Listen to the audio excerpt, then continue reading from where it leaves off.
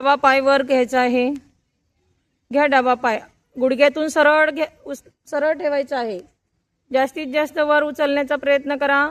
जो हात आपला खाली आहे त्या सपोर्टनी हात पाय वर उचलण्याचा प्रयत्न करा.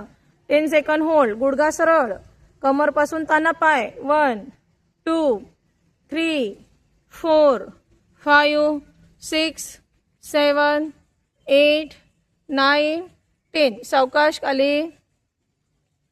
आता उजवा पाय वर उचला, गुडघा सरळ, मागच्या बाजूने ताना चांगला पायाला.